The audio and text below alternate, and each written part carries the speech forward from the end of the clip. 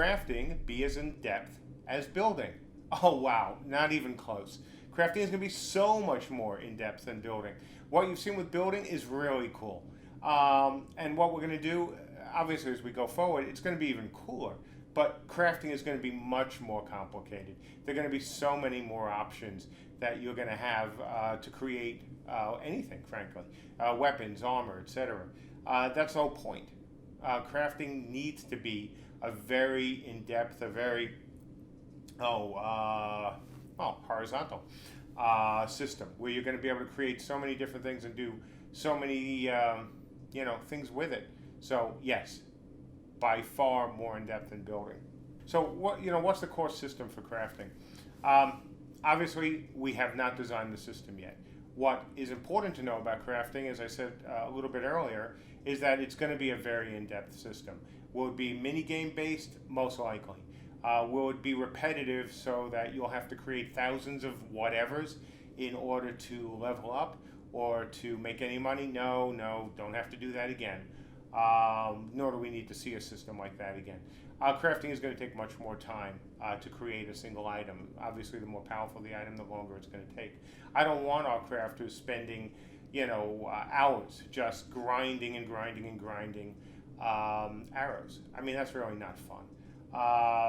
The mechanic, we hope, will be fun, and it will certainly not require, again, 12 hours of grinding every day. It will take time, just as I've talked about before. It's not something you can just come into and dump some money and immediately level up your character.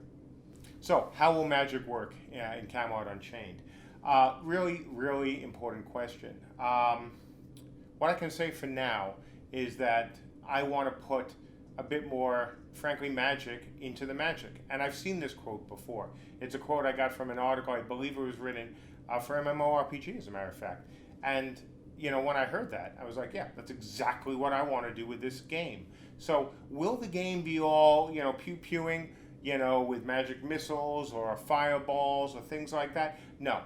We need to do better. We want to do better. So, the magic system of this game will be, I hope, a combination of some, yes, absolutely old school stuff, but also looking at magic and, again, just make it more magical.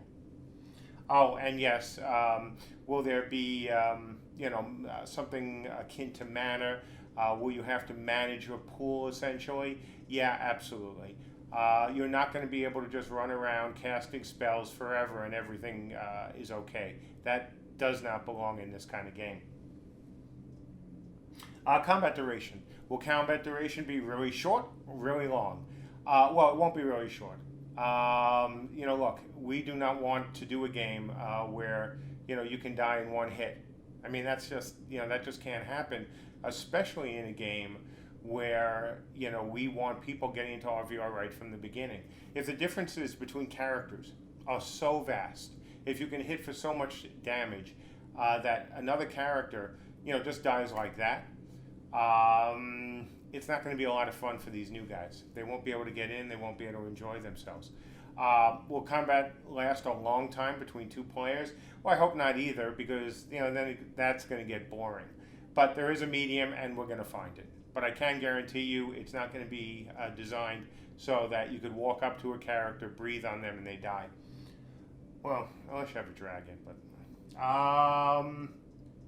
any chance of a Mac or Linux client? Chance, yes. Likely, probably not.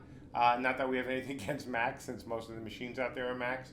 And, I go back to the very, very early days of Linux myself.